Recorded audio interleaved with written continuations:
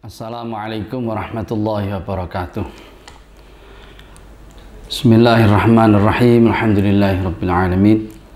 Alhamdulillahilladzi bi ni'matihi tatimmus shalihat wa bi dzikrihi tatanazzalur rahmat wa bi syukrihi tazidul khairat. Wassalatu wassalamu ala man la nabiyya ba'dah sayyidina Muhammadin wa ala alihi wa sahbihi wa man tabi'ahu hidayah. Rabbi syrah li sadri wa yassir li amri wahlul 'uqdatam min lisani yafqahu qawli, amma ba'd.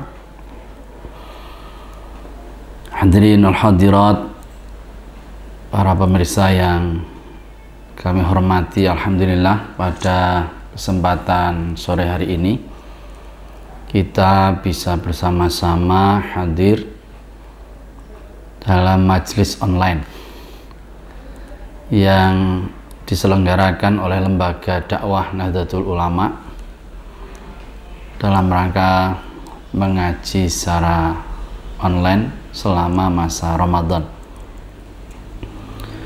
Saya didhawuhi oleh pengurus LDNU, pengurus wilayah NU DIY untuk bisa mengisi salah satu materi acara dan ya alhamdulillah ini merupakan kesempatan saya bisa hadir di majelis yang mulia ini. Insyaallah sampai pada nanti akhir Ramadan pada setiap hari Senin dan hari Kamis jam 4 sore saya akan hadir di sini sesuai dengan yang dijadwalkan kepada saya. Dan insya Allah saya akan membaca diktat ringkasan saya sendiri, yaitu kitab Mabadi' Khairi Ummah. Ya, kitab ringkasan yang terinspirasi tentu saja dari mabadi'nya Nahdlatul Ulama. Ya, Mabadi' Khairi Ummah yang disusun oleh Nahdlatul Ulama.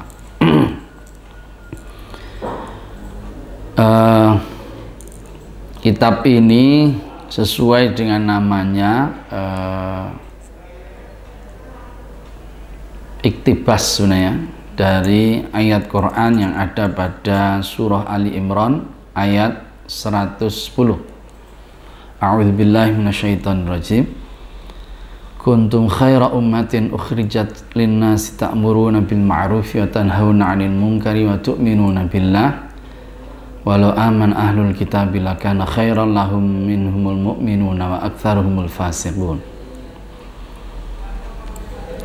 Kuntum khaira ummatin ukhrijat linnas, kalian adalah umat terbaik yang pernah dilahirkan oleh peradaban manusia, yang umat itu disebut terbaik karena memiliki kriteria ta'muruna bil ma'ruf wa tanhauna 'anil munkar wa tu'minuna billah. Umat yang mau untuk senantiasa mengajak kepada yang baik, melarang atau menahan diri mencegah dari yang mungkar, ya, yang tidak baik, dan senantiasa iman kepada Allah. Artinya umat yang senantiasa berkomitmen kepada agama Allah. Dari ayat inilah kemudian ya saya kira ya Nahdlatul Ulama kemudian membuat Mabadi' Khairi Ummah, prinsip-prinsip pembentukan masyarakat utama, Mabadi' Khairi Ummah. Ya. Dan ini pertama kali dicetuskan di Banten, ya, pada tahun 38 kalau nggak keliru, ketika NU mau memulai gawe membuka perusahaan yang bisa melayani ekspor impor. Ini sebelum merdeka ya, luar biasa. Jadi di situ ada keinginan untuk ya bagaimana NU itu punya prinsip di dalam perdagangan, ya, prinsip untuk membuat masyarakat yang bisa baik ya, terinspirasi dari ayat itu, sehingga kemudian disusunlah untuk pertama kali prinsip mabadi' khairi ummah itu, ketetapan dari Muktamar Magelang, Muktamar NU di Magelang tahun 1939. Dan di situ pada muktamar itu memutuskan 3 prinsip utama ya, 3 prinsip pokok untuk membuat masyarakat yang utama, yaitu as-sidqu, kejujuran, al-wafa bil ahdi, menepati janji, dan ketiga adalah ta'awun atau tolong menolong, gotong royong ya. Jadi prinsip ini dibuat pada masa itu sebelum kemerdekaan, dan karena isinya 3 kemudian disebut atau dikenal dengan al-mabadi' ats-tsalatsa, 3 prinsip utama ya. Yang diharapkan dari 3 prinsip ini ya, ini bisa membuat masyarakat yang utama, masyarakat yang terbaik. Karena prinsip ini tentu saja adalah memuat prinsip-prinsip moral, hal-hal yang penting yang melandasi relasi sosial antar masyarakat untuk menciptakan kehidupan yang lebih baik, lebih harmoni, dan memungkinkan dilakukan kerjasama antar semua pihak yang terlibat di dalam masyarakat tersebut. Inilah mabadi' khairi ummah, prinsip-prinsip utama yang melandasi masyarakat utama ya. Jadi tahun 39 Muktamar Magelang memutuskan 3 prinsip, yaitu as-sidqu, kejujuran, al-wafa bil ahdi, menepati janji, dan ketiga adalah at-ta'awun atau gotong royong ya. Sesudah itu pada tahun 1992 lewat Musyawarah Nasional Alim Ulama di Lampung ya, NU kemudian memberikan tambahan lagi bagi prinsip yang sudah ada ya. Tentu meskipun ini prinsip, karena peradaban manusia ini terus berkembang, terus mengalami pasang surut ya, maka di Munas Lampung ya, itu kemudian ditambah dengan 2 prinsip utama, yaitu 1 al-adalah, artinya keadilan atau hal yang sifatnya sesuai dengan proporsi ya. Yang kedua adalah al-istiqamah atau konsisten ya. Jadi dari 2 tambahan ini, mabadi' khairi ummah yang semula 3 prinsip, maka menjadi 5 prinsip utama.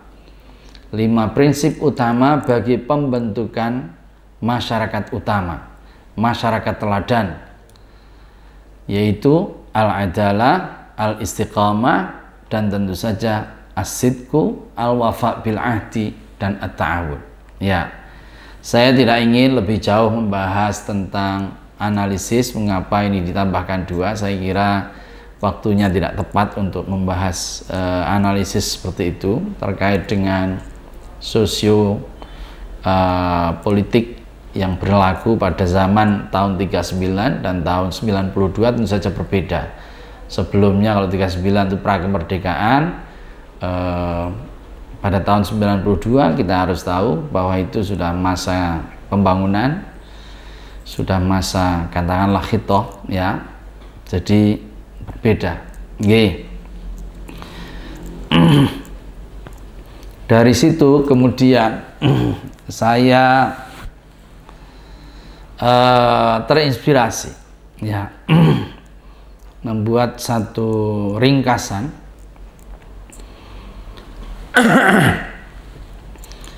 yang tentu kepentingannya juga berbeda karena zamannya juga berbeda. Ini tahun mulai saya tahun berapa ya, kalau tidak keliru tahun 15 ya, 2015 2016 ya, dan saya menyusun mabadi' khairi ummah. Dan tentu kepentingannya juga berbeda, karena saya menyusun ini kepentingannya adalah untuk santri-santri kerapian. Saya kepingin anak-anak santri itu punya prinsip-prinsip, punya materi-materi utama yang dengan itu mereka mempunyai komitmen, kebersamaan, kegotong royongan. Ya, terinspirasi dari situ, saya juga membuat atau menyusun Mabadi Khairi Ummah. Ya, tentu sampai sekarang belum selesai, alhamdulillah. Mohon doanya. Tetapi ada tentu perbedaan, ada penambahan, ada pengurangan dari yang saya tulis. Ya, yang saya tulis sedikit berbeda dengan prinsip-prinsip yang sudah ada dan dikenal di kalangan Nahdlatul Ulama. Ya, ini bukan apa-apa, tetapi karena apa ya, barangkali karena melihat juga perbedaan tantangan, perbedaan persoalan, latar belakang, sehingga saya kemudian membuat prinsip yang barangkali sedikit berbeda dengan yang dimiliki oleh Nahdlatul Ulama. Di antaranya saya memberikan satu prinsip, yaitu asy-syaja'ah. Nanti insya Allah kapan kita bahas ya tentang prinsip keberanian. Saya melihat anak-anak santri ini harus diberikan software yang mereka ini kemudian tumbuh keberaniannya, keberanian untuk tampil, keberanian untuk memimpin. Ya, ini saya rumuskan di dalam prinsip namanya asy-syaja'ah, dan nanti kita akan lihat. Ya, karena saya ingin santri-santri itu bukan hanya dia punya potensi, tetapi dia harus bisa mengembangkan potensinya. Dia harus punya keberanian untuk tampil. Ya, ini pada saya tantangan di teman-teman santri kerapian. Oleh karena itu saya kasih itu. Di samping tentu saja prinsip-prinsip yang sudah ada itu tetap saya ajarkan. Utamanya as-sidqu. Ya, nanti yang akan kita bahas pertama kali. Ya, ala kulli hal, alhamdulillah. Jadi kita bisa memulai kajian tentang Mabadi Khairi Ummah. Ini yang paling penting, yang semoga dengan kita bersama-sama belajar dan mengerti tentang prinsip-prinsip utama, maka kita bisa menjadi masyarakat, anggota masyarakat yang utama dari masyarakat yang juga utama. Sebab adanya masyarakat utama tidak mungkin apabila tidak dinaungi oleh anggota-anggota, personil-personil yang juga utama. Inilah yang kita ingin dari pembahasan atau kajian tentang Mabadi Khairi Ummah. Jadi kita ingin masing-masing kita punya sikap-sikap teladan, ya, yang memungkinkan kita bekerja sama, memungkinkan kita saling bisa berinteraksi dengan yang lain, dan masing-masing kita tahu dengan prinsip-prinsip utama, sehingga kita bisa saling menghormati, kita bisa saling memuliakan, tidak saling mengganggu, dan seterusnya. Inilah yang saya kira penting dari kita kajian kita tentang Mabadi Khairi Ummah. Ya. Dan untuk keberkahan apa yang kita ngaji, bagaimanapun saya terinspirasi dari para kiai Nahdlatul Ulama, wabil khusus tahun 39 Kiai Mahfud Siddiq, dan tahun 92 Rais Am, yaitu adik dari Kiai Mahfud Siddiq, yaitu Kiai Haji Ahmad Siddiq, dan para kiai pada umumnya gitu. Juga guru-guru kita semua, semoga kita semua bisa bertawasul dari keilmuan mereka, dari akhlak dan mereka, dan tentu saja kepada Kanjeng Rasul Muhammad SAW, teladan utama kita, para sahabat, para tabi'in, para imam, para mufassir, para qurra, para muhadditsin, yang dari mereka semua alhamdulillah kita bisa membentuk diri kita atau terbentuk diri kita menjadi bagian dari insyaallah masyarakat dan umat terbaik. Untuk mereka semua mari kita hadiahkan Fatihah. Demikian juga untuk orang tua kita masing-masing, kepada guru-guru kita, kepada diri kita, semoga kita diberikan istiqamah, diberikan kemantapan di dalam mengaji kajian Mabadi' Khairil Ummah. Lihadiniyah lahum walana al-Fatihah.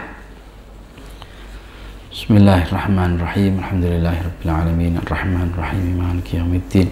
Iyyaka na'budu wa iyyaka nasta'in ihdinas siratal mustaqim siratal ladzina an'amta 'alaihim ghairil maghdubi 'alaihim waladdallin.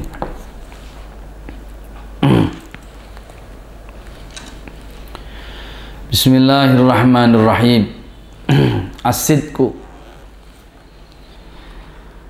As-sidqu huwa al-ikhbaru 'ani syai' 'ala ma huwa 'alaih. As-sidqu huwa al-ikhbaru 'ani syai' 'ala ma huwa 'alaih. Definisi ya yang dikemukakan oleh Syekh Zainuddin Al-Malibari dalam Irsyadul Ibad, dan demikian juga dinyatakan oleh Imam Mawardi di dalam Adabud Dunya Waddin. Yang namanya jujur itu apa? Jujur itu al-ikhbar 'ani syai', memberitahu tentang sesuatu alama huwa alaih, sesuai dengan kenyataan yang ada pada sesuatu itu, namanya jujur. Jadi jujur adalah ungkapan tentang sesuatu sesuai dengan apa adanya sesuatu itu yang disebut as-sidqu ya. Jadi katakanlah kita menyatakan bahwa kita melihat ya botol ini warnanya pink ya, ini pink ya, maka kita nyatakan ini warnanya pink sesuai dengan botolnya, ini namanya pink, maka ini kita disebut berperilaku jujur ya, as-sidqu. Kalau kita bilang bahwa kitab ini warnanya hijau dan memang warna hijau, maka itulah yang disebut dengan as-sidqu atau jujur. Wa huwa min ahammil qiyam al-khuluqiyah adalla ala imani sahibiha. Yang namanya jujur itu adalah ahammul qiyam, nilai yang paling utama. Jadi prinsip paling utama al-khuluqiyah yang sifatnya perilaku. Jadi perilaku utama itu adalah jujur. Yang itu bukan sekedar perilaku utama, tetapi juga adalah ala imani sahibiha, yang menunjukkan keimanan orang yang memiliki sifat. Jadi keimanan seseorang bisa dilihat dari kejujurannya. Ini karena dia merupakan indikasi keimanan. Lidza ja'alahu Allahu sifatan wajibatan lazimatan li anbiya'ihi wa rusulih. Oleh karena itu Allah menjadikan sifat jujur ini menjadi sifat yang harus dimiliki oleh setiap nabi, setiap rasul. Kita tahu sifat wajibnya rasul nomor satu adalah jujur, sidik. Ya, sebelum amanah, sebelum tabligh, nomor satu dulu sifatnya rasul siapapun dia itu adalah as-sidqu. Ya, oleh karena itu sepatutnya karena rasul kita ini punya sifat as-sidqu, jujur, maka kita pun bagi para penganut, para ya orang yang mengikuti beliau, maka kita pun harus berusaha keras untuk bisa jujur ya, karena ini sekali lagi indikator dari keimanan kita. Wa hathallahu ta'ala al-mu'minina 'ala sidqi, dan Allah juga menganjurkan atau meminta kita semua kalian orang-orang mukmin untuk berlaku jujur ya. Allah berfirman di dalam surah At-Taubah, a'udzubillahi minasyaitonir rajim, ya ayyuhalladzina amanu taqullaha wa kunu ma'as shadiqin. Hai orang-orang yang beriman, takutlah kalian kepada Allah dan jadilah Anda bersama dengan orang-orang yang jujur. Ma'as shadiqin, bersama dengan orang-orang jujur. Allah juga menyatakan dalam Quran, wa akhbara subhanahu anna fi yaumil qiyamah la yanfa'u al-'abda wa la yunjihi min 'adzabi illa sidquhu. Tidak ada yang bisa memberikan kemanfaatan untuk dirinya ketika nanti hari kiamat, tidak ada yang lain kecuali kejujurannya. Ya. Allah berfirman, qala Allahu hadza yaumu yanfa'us shadiqina sidquhum. Lahum jannatun tajri min tahtiha al-anharu khalidina fiha abada radhiyallahu anhum wa radu anhu dzalikal fawzul azim. Surat Al-Maidah. Allah berfirman, ini adalah hari di mana orang jujur ya itu bisa mendapatkan manfaat dari kejujurannya. Berarti pemahaman terbaliknya, kalau orang tidak jujur selama di dunia, dia akan mendapatkan konsekuensinya juga, akibatnya juga. Nah, bagi orang yang jujur, konsekuensinya apa? Atau apa yang dijanjikan oleh Allah bagi orang yang jujur? Lahum jannatun tajri min tahtihal anhar. Maka dia akan mendapatkan taman. Dia akan berada di taman yang di bawah taman itu ada sungai-sungai yang mengalir airnya. Khalidina fiha abada. Dia akan di sana selamanya kekal. Radhiyallahu anhum wa radu anhu. Mereka diridai oleh Allah. Allah suka kepada mereka. Demikian juga mereka merasa senang, merasa suka dengan hal tersebut. Wa dzalikal fawzul azim. Itu adalah kemenangan, anugerah yang besar sekali tentu saja. Ya. Ini asidku. Nggih. Wa didduhu al-kidhbu atau al-kadhibu. Kebalikan dari jujur itu namanya kidhib atau kadhib, dusta atau bohong. Definisinya apa bohong? Wa huwa al-ikhbaru 'ani syai' ala khilafi ma huwa alaih. Kalau tadi jujur itu memberitahu sesuatu sebagaimana adanya. Jadi saya bilang kitab hijau ya dibilang hijau, kalau botol yang apa gini? Botol yang apa? Pink, ya kita bilang pink. Ini namanya jujur. Kalau bohong itu apa? Al-ikhbar 'ani syai', memberitahu sesuatu. Ala khilafi ma huwa alaih. Memberitahu sesuatu tidak sesuai dengan kenyataannya. Jadi ini pink dibilang ini kuning. Loh, ini pink dibilang kuning. Ini namanya dusta. Ini namanya tidak jujur. Ya. Padahal ini pink warnanya, dibilangnya kuning. Nah, ini merah, dibilangnya biru, mamanya. Nah, ini namanya tidak jujur. Memberitahu sesuatu dengan cara yang tidak tidak sesuai dengan kenyataannya. Ini namanya bohong. Dan bohong wa huwa mujanibun lil iman. Yang namanya dusta itu menjauhkan dari keimanan. Sebagaimana jujur menjadi indikator dari keimanan, maka dusta menjauhkan seseorang dari keimanan. Ini berlaku dusta. Nah. Oleh karena itu lidza ja'alahu Nabi sallallahu alaihi wasallam sifatan qabihatan min alamatil munafiqin. Oleh karena dusta ini sesuatu yang menjauhkan iman, maka Kanjeng Rasul Muhammad sallallahu alaihi wasallam menjadikannya sebagai salah satu kriteria, salah satu dari gambaran orang yang punya gambaran orang yang buruk, yang keimanannya itu standarnya ganda. Kalau dalam bahasa agama kita menyebutnya sebagai orang munafik. Itu gambarannya orang yang tidak jujur. Ya. Kanjeng Nabi ngendikan ayatul munafiqi salatu. Tandanya orang munafik, tandanya orang itu hipokrit, dia standarnya ganda. Kalau idza haddatsa kadzdzaba, kalau ngomong dia dusta. Nah, seperti yang kita bahas hari ini. Wa idza wa'ada akhlafa. Kalau janji dia belinjani. Mengingkari janji, gitu.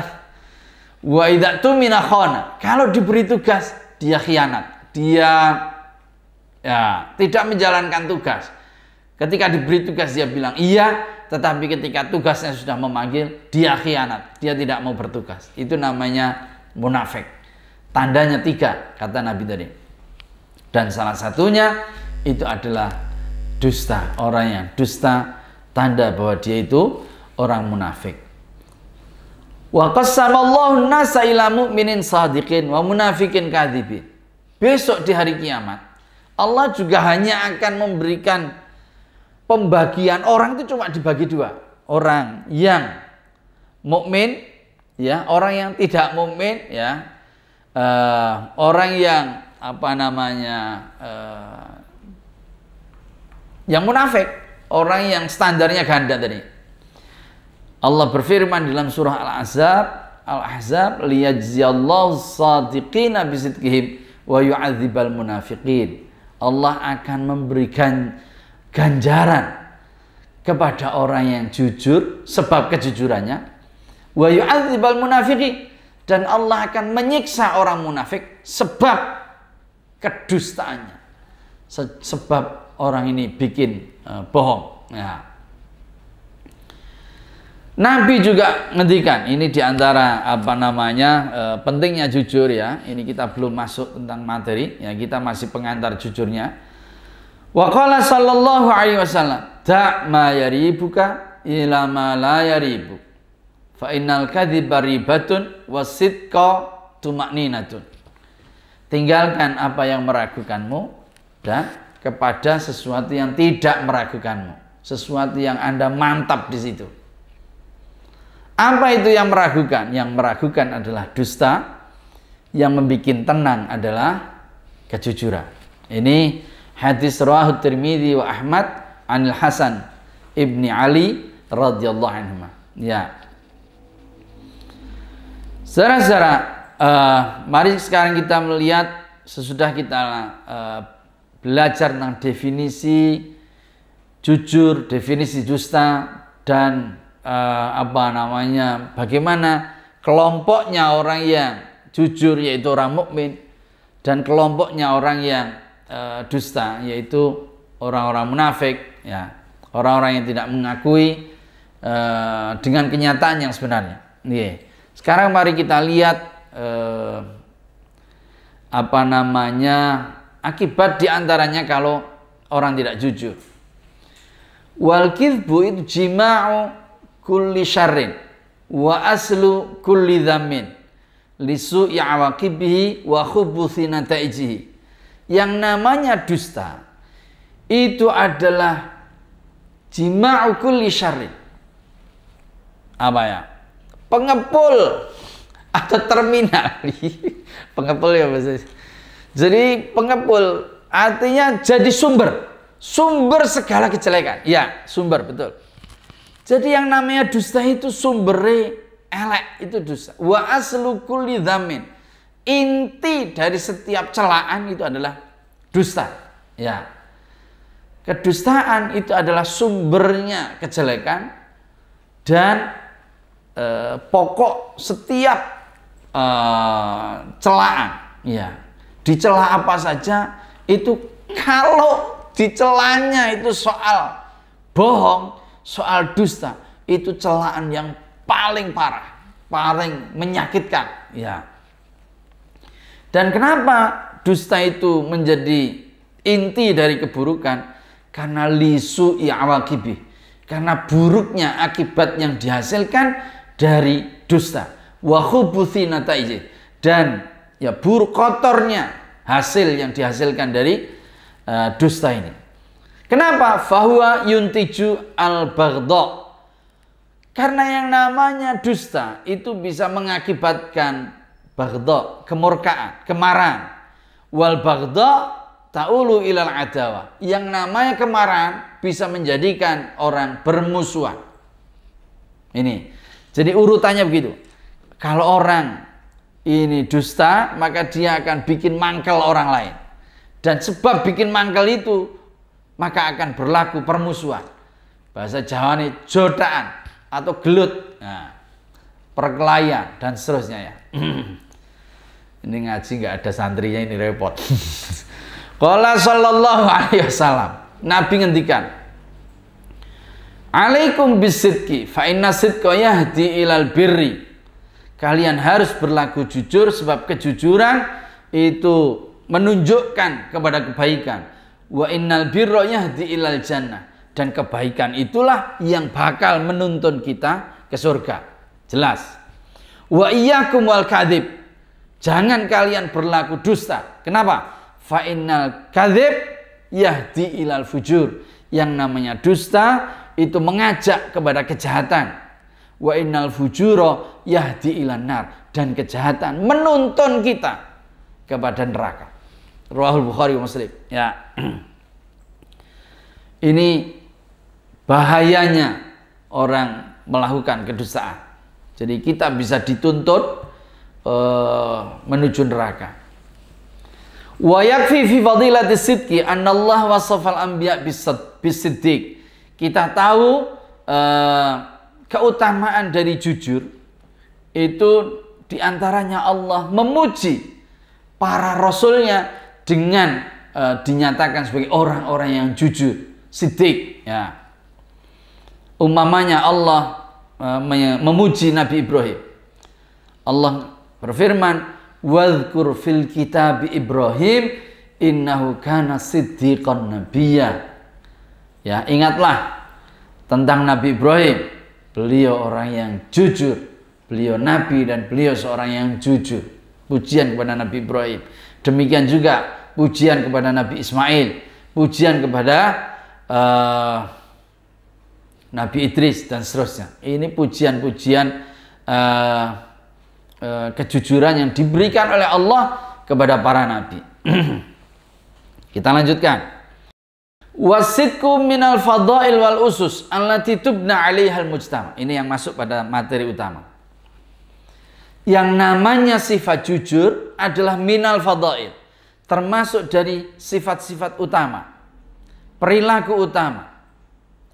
Wal usus allati tubna 'alaiha al mujtama. Dan yang namanya kejujuran menjadi dasar yang dari itu maka kita bangun yang namanya mujtama, perkumpulan, organisasi, kerjasama apa saja. Itu dimulai tidak bisa tidak dari kejujuran. Ini materi pentingnya. Walaulahu ma baqiya mujtama.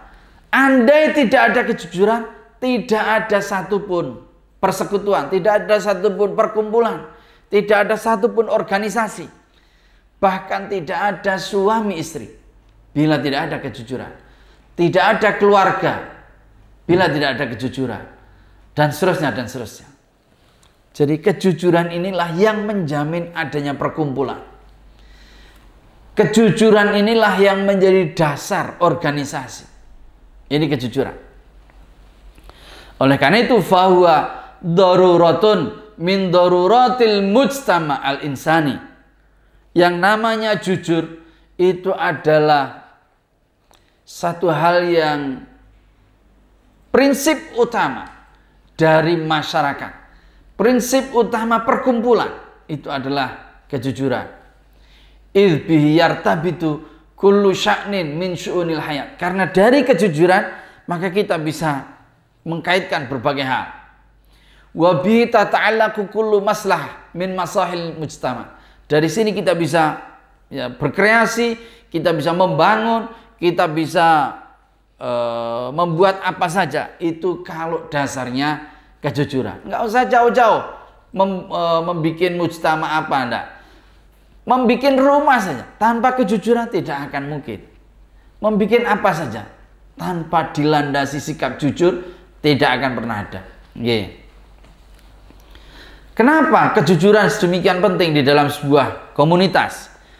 Wa dzalika li annal muamalati al-insaniyata wal alaqati al-istima'iyata ta'tamidu ala syarafil kalimat. Karena yang namanya pergaulan, karena yang namanya hubungan, interaksi antar kita itu pedomannya pada kata-kata. Nah, kata syaraful kalimat, pada mulianya kata.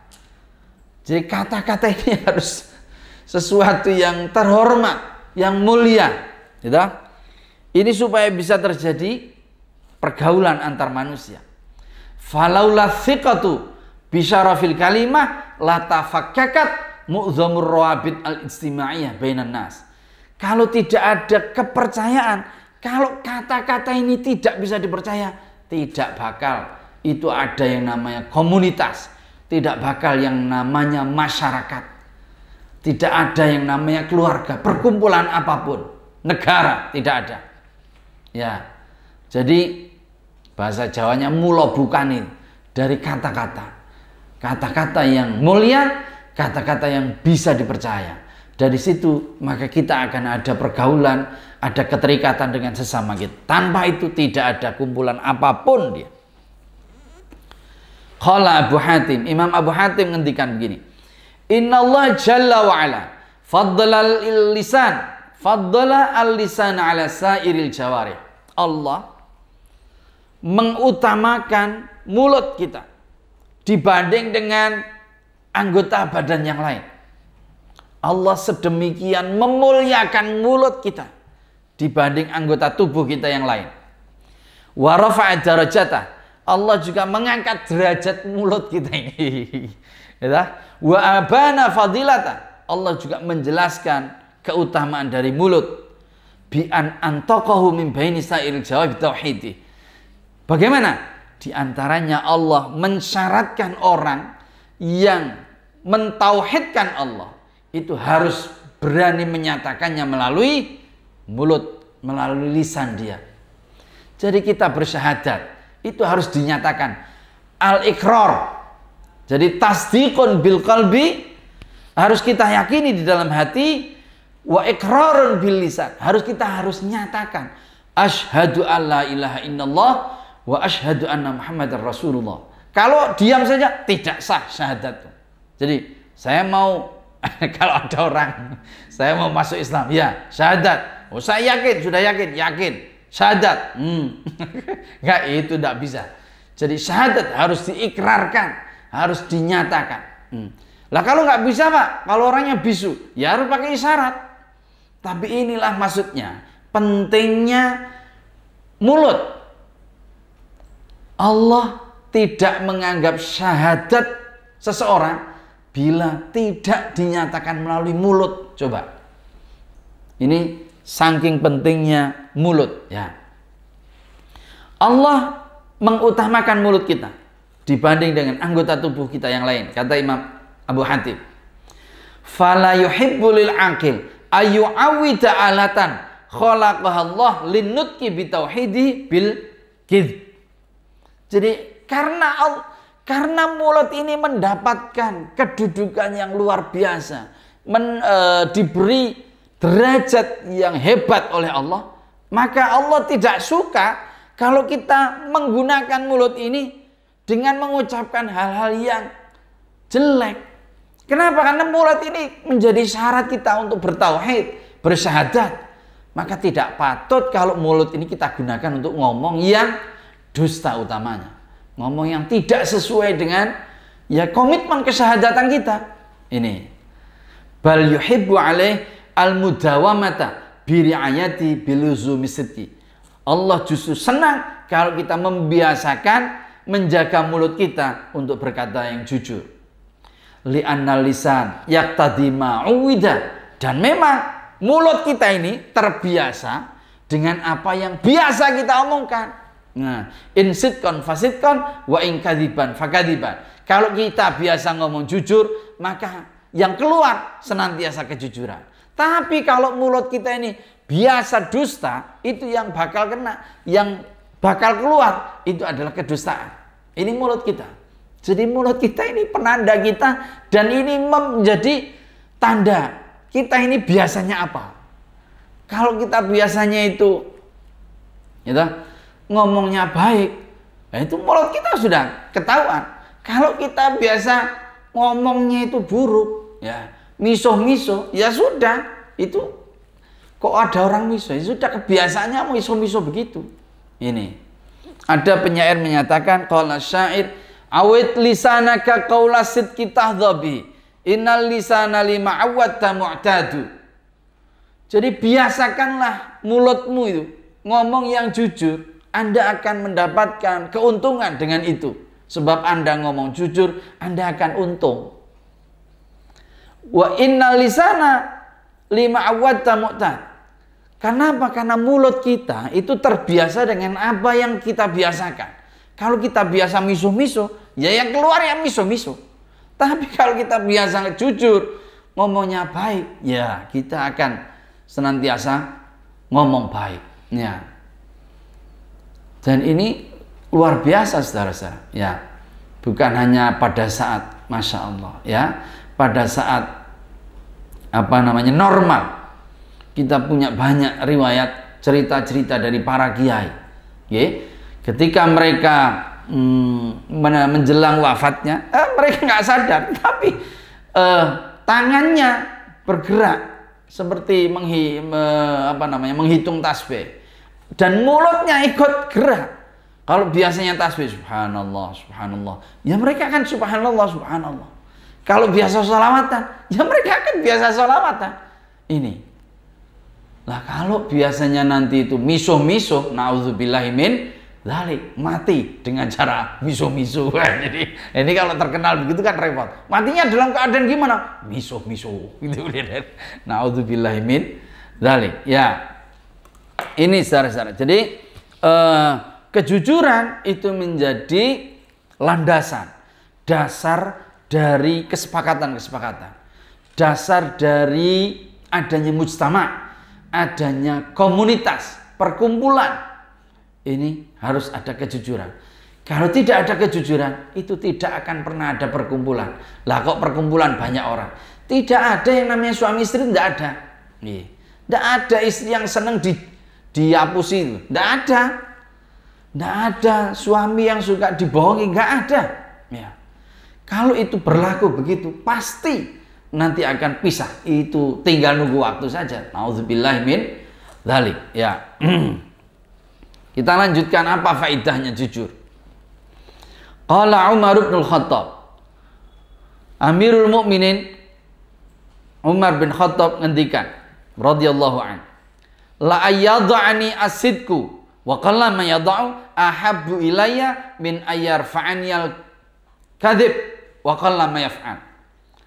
Sahabat Umar ngendikan, kalau sebab jujur saya kemudian mendapatkan peringkat yang rendah, dan itu sangat jarang sekali. Orang kalau jujur biasanya tidak rendah. Biasanya kalau orang jujur dia itu mulia. Tapi kalau toh begitu, dengan saya berlaku jujur kok saya mendapatkan peringkat yang rendah atau saya berada di bawah, itu lebih saya sukai ahabbu ilayya min an yarfa'aniyal kadzib wa qalla ma yaf'al, daripada saya berlaku bohong, dusta, dan sebab dusta itu saya mendapatkan peringkat yang tinggi, dan itu jarang terjadi. Kata sahabat Umar bin Khattab. Masya Allah, pengendikan yang luar biasa, memberikan kita warning terhadap apa yang sudah kita lakukan. Jadi beliau ngendikan, dia harus berlaku jujur, dia harus punya komitmen kejujuran. Orang itu harus punya komitmen kejujuran. Ya, meskipun jujur itu kemudian menjadikan dia peringkatnya di bawah, daripada orang yang berlaku dusta, berlaku curang, dan sebab curang dia kemudian berada di peringkat atas. Ya, ini menjadi pengingat kita, ya, senantiasa berlaku jujur. Ya, siapapun, bukan hanya mamanya pelajar, ya, dengan dia nyontek dia nilainya lebih bagus, lebih tinggi, naudzubillah min dzalik. Dengan dia nyontek dia diterima di perguruan tinggi, naudzubillah min dzalik. Tapi pada siapa saja, ya, politisi, ya itu banyak sekali, ya Allah, naudzubillah min dzalik. Pedagang, masya Allah, ya, dengan dia tidak jujur, dia laku dagangannya itu tidak akan pernah lama. Ya, apa bahasa Indonesianya, titeni. Itu nanti dilihat aja, ndak akan orang yang ndak bisa lama, ya, ndak bisa bertahan lama. Ya. Dibanding pedagang yang jujur, yang dengan kejujurannya dia barangkali mendapatkan keuntungan yang lebih sedikit, tetapi dia pasti akan survive. Ini kalau jujur. Belum lagi pedagang yang jujur dijanjikan oleh Kanjeng Rasul Muhammad sallallahu alaihi wasallam besok di hari kiamat dia akan bersama-sama dengan para nabi, para syuhada, para salihin. Pedagang at-tajirus saduq, pedagang yang selalu berlaku jujur, dia kedudukannya bersama dengan para nabi, para syuhada, para salihin. Luar biasa. Nggih. Perjuangannya tidak seperti para syuhada, para orang yang mati syahid, ya. Perjuangannya hanya dodolan, ya, berdagang biasa, tetapi dihargai sedemikian rupa seperti peringkatnya para nabi, para syahid, para syuhada, para salihin. Luar biasa. Nggih, gara-gara kejujuran. Nggih. Wa qala ba'dul hukama. Sampai kecoblos. Sebagian orang-orang yang bijak juga menghentikan begini. Asidku munjika wa in khiftahu wal kadzib murdika wa in amintahu. Kejujuran akan menyelamatkanmu meskipun Anda takut berlaku itu. Sebaliknya, berdusta akan menghancurkanmu meskipun Anda merasa aman saat itu. Ya, kejujuran akan menyelamatkan. Ini saudara-saudara. Ya, Masya Allah, luar biasa ini. Ini kalau bisa kita terapkan dengan bersifat jujur, mau ya menyatakan apa adanya, Masya Allah. Ini akan menyelamatkan kita. Meskipun pada waktu itu kita merasa takut menyatakannya. Wa qala al-Ahnaf, isnani la yajtami'an. Ada dua hal yang tidak mungkin ada di satu tempat bersama-sama. Tidak akan mungkin berkumpul dua hal dalam waktu yang bersamaan. Al-kadzib wal muru'ah. Yang satu bohong, al-kadzbu wal muru'ah. Bohong, yang satu muru'ah. Katakanlah wibawa. Dua hal yang tidak mungkin berkumpul jadi satu. Maksudnya, kalau Anda tukang bohong, Anda berarti tidak punya wibawa. Sebaliknya, kalau Anda tukang orang yang suka berkata jujur, pasti Anda punya wibawa. Mari kita lihat. Mari kita lihat. Mengapa para kiai-kiai itu semakin tua, semakin dihormati? Semakin tua, karena kejujurannya mendominasi dirinya. Ini secara Masya Allah. Ini para kiai. Karena dia ngapain dusta-dusta? Dia jujurnya itu semakin besar, semakin kuat, sehingga orang semakin hormat. Tetapi mari kita lihat para pejabat. Semakin tinggi pangkatnya, semakin omongannya nggak begitu dipercaya. Semakin omongannya seperti kurang wibawa. Kenapa? Karena sudah banyak kelihatan, banyak ngapusinya itu. Ini saudara-saudara. Dua hal, kata Imam Ahnaf. Dua hal yang tidak mungkin bergandengan tangan. Kalau ada yang satu nggak mau. Apa itu? Dusta dan wibawa. Kalau ada dusta, jangan berharap wibawa. Kalau Anda mau berwibawa, Anda harus berlaku jujur. Ya. Wakila, ada juga yang ngendikan, man qalla sidquhu qalla sadiquhu. Ada orang ngendikan gini, orang yang jujurnya sedikit, maka dipastikan temannya sedikit. Nah, sekarang konangan. Anda lihat diri Anda sendiri-sendiri. Mari kita lihat diri kita masing-masing. Kita punya banyak teman apa tidak? Ya, kalau kita temannya banyak, itu menunjukkan bahwa kita ini orang yang jujur. Tapi kalau kita temannya barangkali kita ini sedikit jujurnya, artinya kita ini banyak ngapusinya. Ya, karena nggak ada, sekali lagi nggak ada orang yang seneng dihapus, itu nggak ada, gitu. Jadi itu penanda temanmu sedikit, itu karena apa? Anda jujurnya sedikit, sehingga Anda tidak disukai oleh orang, gitu. Tapi teman Anda banyak, menunjukkan Anda itu banyak jujur, Anda disukai oleh banyak orang. Ini penanda kita. Waruya an Aristoteles ditanya, annahu su'ila an dararil kadhib. Aristoteles ditanya, Pak Aris, Pak Aris, Pak Aris, kenapa toh kok kita itu nggak boleh dusta itu kenapa? Kenapa toh? Bahayanya apa toh orang kalau berdusta itu kenapa? Beliau jawab gini, alla yathiqan nasu biqaulika hina tuhaddits. Kenapa kita nggak boleh bohong? Kita nggak boleh dusta, kenapa? Sebab kalau kita bohong, orang tidak percaya lagi dengan apa yang Anda katakan. Bahayanya apa? Kalau orang orang nggak percaya lagi dengan apa yang Anda katakan, ini bahaya. Gimana kita ngomong? Kalau orang nggak percaya sama kita, wah bahaya sekali. Kita bilang tolong. Orang, alah paling ngapusi, alah paling sandiwara, alah kuimis acting. Coba padahal kita butuh pertolongan betul-betul. Ciloko itu. Kita renang, gitu. Oh ternyata kita kesangkut, kaki kita kesangkut sehingga nggak bisa, sehingga kita kena arus, sehingga tenggelam. Kita bilang tolong. Teman-teman kita, alah ngapusi. Nah ini kan ciloko kita ini. Ya na'udzubillah min. Ini kata Aristoteles. Pak Aristoteles bilang gini, kenapa kita nggak boleh? Nah, karena kalau kita ngapusi, omongan kita nggak lagi dipercaya sama orang, dan itu bahaya. Penyair bilang begini, waqala syair, idza urifal insa nubil kidbi lam yazal ladan nasi kadzaban walau kana sadiqan fa in qala lam tusghi lahu julasauhu walam yasma'u minhu walau kana natiqan.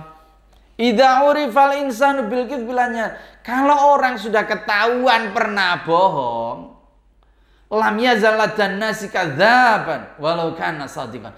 Kalau orang pernah sekali ketahuan bohong, maka dia akan dicap orang sebagai pembohong. Meskipun kadang yang diomongkan itu satu hal yang benar, tapi kalau sudah dicap, ya sudah, orang nggak mau, lah ngapain? Fa'in qala lam tusghi lahu julasa. Kalau dia ngomong, orang nggak mau perhatian. Kalau dia ngomong, karena sudah, alah paling ngapusi, orang nggak mau perhatian lagi. Walam yasma'u minhu walau kana natiqan. Orang juga nggak mau dengar dia ngomong, meskipun dia ngomong. Ini bahayanya kalau orang itu bohong. Ini saudara-saudara. Jadi bohong, bahayanya itu kita ngomong, tapi kita dianggap tidak ngomong. Ini seperti kata Buzar Jumahar. Lidzalika qala Buzar Jumahar, al-kadzab wal mayyit sawa. Pendusta dan mayit itu sama. Kenapa? Li'anna fadilatal hayyi huwa an-nutku. Fa idza lam yusak bi kalamil kadzab faqad batalat hayatuhu. Orang yang pendusta dengan orang yang mati itu sama. Kata ini Buzur Mehdur itu. Namanya sulit ini ya. Ini merupakan raja di Persia ya. Dia ngomong gini, orang yang pendusta itu sama kedudukannya dengan mayit. Kenapa? Sama-sama tidak digatekke gitu. Kenapa? Karena kita ini hidup, dan hidup kita ini dianggap hebat karena kita bisa bicara. Ya. Tandane wong urip ya siji ngomong, ya siji gerak, siji ngomong, gitu. Tandane urip gitu. Di nek kowe urip ya kowe kudu iso gerak. Atau kalau Anda tidak gerak, ya paling tidak Anda ngomong, itu tandanya Anda masih hidup, gitu. Jadi Anda dijiwit yang bilang aduh, itu tandanya Anda urip. Anda diam aja, wah iki mati. Nah, pendusta itu dianggap orang yang mati, orang yang mayit. Karena apa? Sama-sama tidak ada gunanya. Artinya apa? Ya kalau mayit memang nggak bisa bicara. Tetapi kalau orang pendusta, dia bicara. Tapi bicaranya tidak ada gunanya. Bicaranya tidak ada yang mau mendengarkannya. Ini orang yang mayit. Wa qala fi Manthuril Hikam. Ada juga peribahasa begini, al-kadzab lisun li'anna lisa yasruku malaka wal kadzab yasruku aklaka. Ya. Ada orang yang juga bicara begini, orang yang dusta itu seperti pencuri. Ya. Kenapa? Kalau pencuri itu bisa mengambil harta kita, ya. Kalau pendusta itu mencuri kepintaran kita, mencuri akal kita, mencuri kecerdasan kita. Ya. Iya, kenapa? Karena ketika dia ngomong, ternyata datanya data yang hoax. Nah ini, sepinternya jadi tidak ada. Wah, profesor kok ngomongnya gitu, padahal datanya pakai hoax. Nah, ini kan seperti dicuri pikirannya ini. Ini bahaya-bahaya dari kalau kita berlaku dusta. Nah, ini saudara-saudara ya.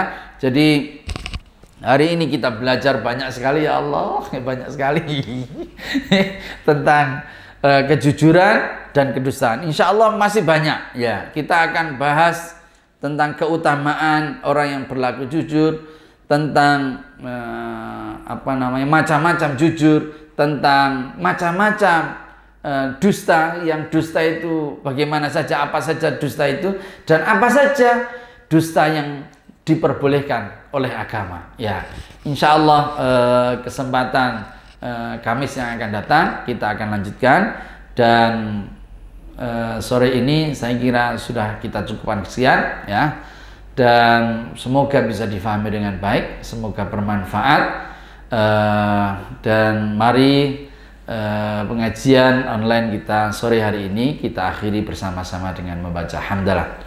Alhamdulillahirabbil alamin. Dari saya cukup sekian, kurang lebihnya dalam saya menyampaikan saya mohon maaf. Semoga bermanfaat, dan saya akhiri wallahi taufiq wal hadi ila sawa'is sabil. Wassalamualaikum warahmatullahi wabarakatuh.